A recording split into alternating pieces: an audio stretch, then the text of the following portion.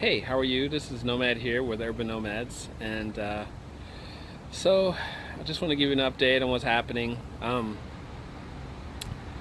Well, I'm here at my mother-in-law's.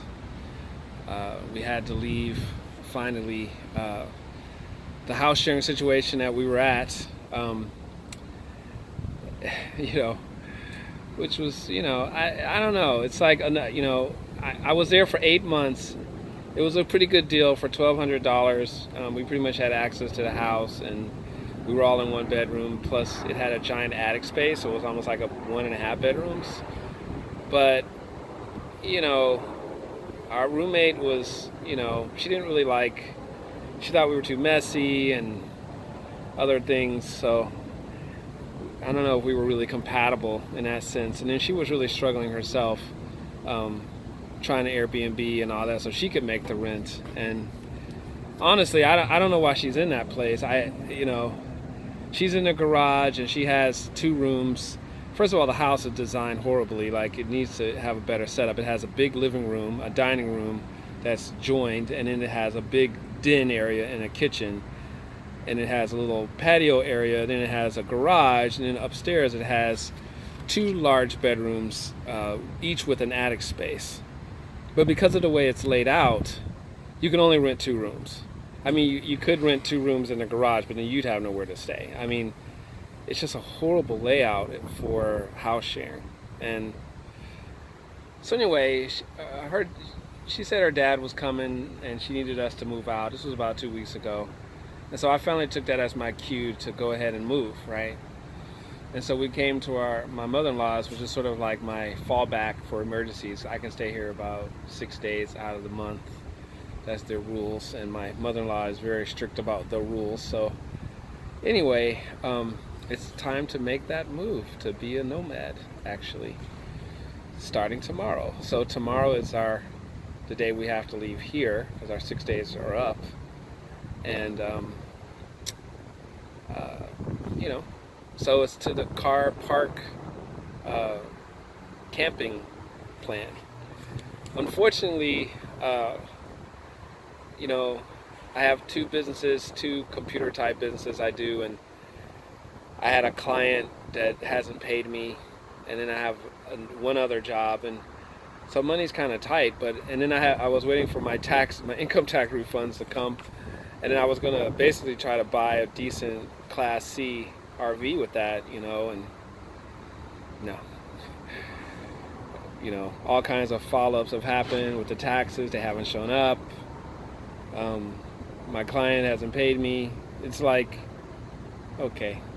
So basically my daughter bought a car. I think I showed you in the last video. And so basically she bought this car, a pretty good Ford Explorer. So we're gonna camp in that, and I have 2 tents, and I have a really good spot that I hope is still available. I'll talk more about that spot later. But basically, yeah, we're gonna make that move. My family's freaking out, they're so, I was freaking out. I can't blame them. A year ago, 2 years ago, before I got into Urban Nomads, I was freaking out.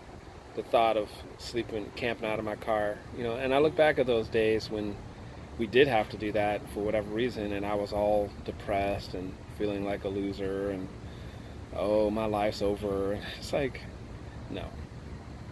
Thanks to YouTube, we see that it doesn't have to be as bad as you think it is. And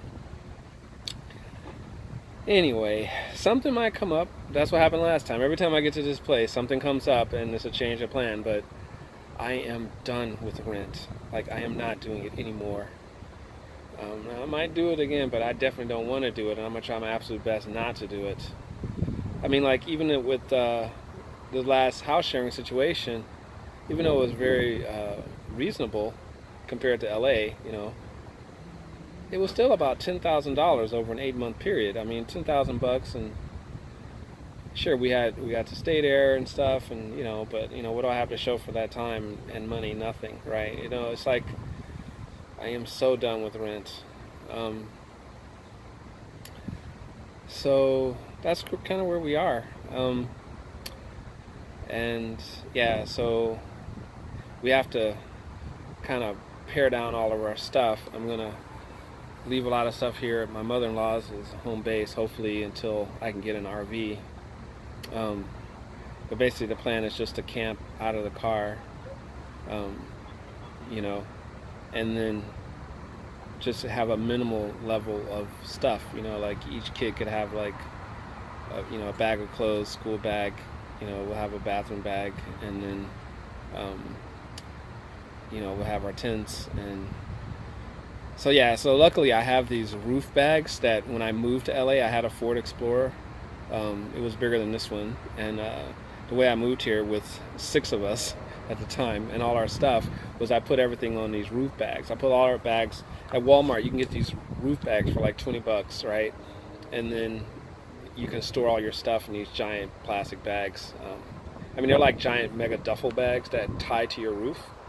And so that's what I think I still have those bags. I might have to buy some new ones, but my plan basically is to put everything on the roof, or in the back, and then in the evening when we camp, put everything either in a tent or on the roof, and then they can sleep in, 2 or 3 people can sleep in the back of the truck, and then I'm going to sleep in a tent. My wife's probably going to freak out and just sleep sitting up in the passenger seat because she's just so skittish about life. About this whole concept. She's just so terrified, so she'll literally, I'm like, come in the tent with me. She's like, no, I'm terrified. I'm just going to sit here and sleep and be uncomfortable. And this is important because in this lifestyle, the most important thing is to get good sleep. That's the most important thing, really.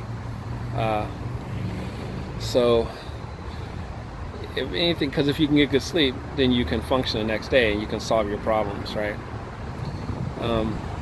So we'll see how it goes. I'll be documenting this whole process. I haven't really posted any videos in a long time, but I'm going to start now because we're actually living it now. I guess part of me, I felt like I was, room sharing, so I wasn't quite a nomad, although I am.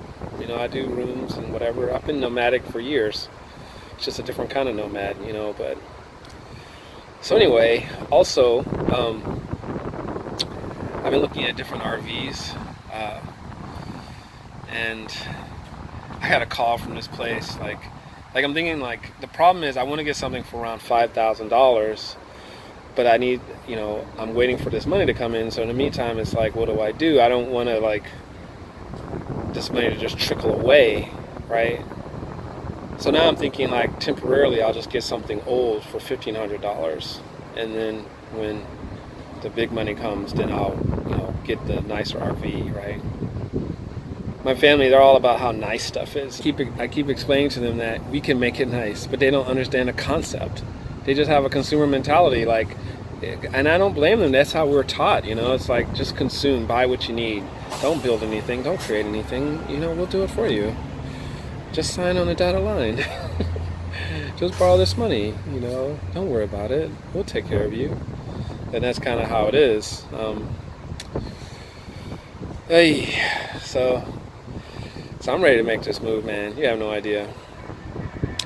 The other thing is that it just so happens that a mega heat wave is coming next week. So the air conditioning in this truck does not work. I don't know what it is. It might be a relay or a fuse. I don't know. But it's supposed to get up to 100 degrees on Monday. A big heat advisory came through, but no, you know what? Honestly, I'm so fed up with this whole situation that I don't mind sleeping in 90-degree weather. I could do it. I don't care anymore. I'm so sick of this rent crap and all my money just going to rent and having nothing to show for it. I'm willing to sleep in 90-degree weather. Now, my family, I don't think so. So I have to take care of them and figure out how to fix this air conditioner. The car needs a lot of work, but I figure, hey, all that money, we're saving can go towards, fixing up the car, getting an RV, and our lives can slowly get better. I'm sure there's going to be all kinds of things that I didn't see coming, that I didn't realize. I'm trading the rent guillotine for other guillotines, yeah, so we'll see. But a shout out to Hobo Alley. If she can do it, we can do it. That's my motto. I'm like, if that girl can live out of her car, we can do this.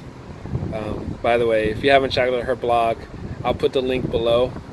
Check her out. She is so inspirational. I remember when I first saw her blog, I was like, what? It sounds like, I'm living out of my car. And I'm like, what? And then I watched it, and I've been hooked, Yeah, so check her out. Like, there's a couple of these people that, when you watch them, it's like, like Will Prowse, he's another guy. You see them, you're like, now they're single young millennials, of course, so it's different for them. We're a family, so it's a little different. So there's 5 of us, it's just one of them. So we'll see how that goes. But real estate prices in LA are increasing through the roof. The rents are increasing, and it's just nutty. I am not going to be paying freaking $3,000 for a 2-bedroom apartment. I'm not going to sign, a $500,000 mortgage to buy some whatever just for 2 years from now when it all collapses to owe the banks $200,000. I'm not doing that, man. No. So we'll see what happens. Hopefully we'll survive this. But either way, you'll get to see what happens. All right, well, that's it for now. Nomad out.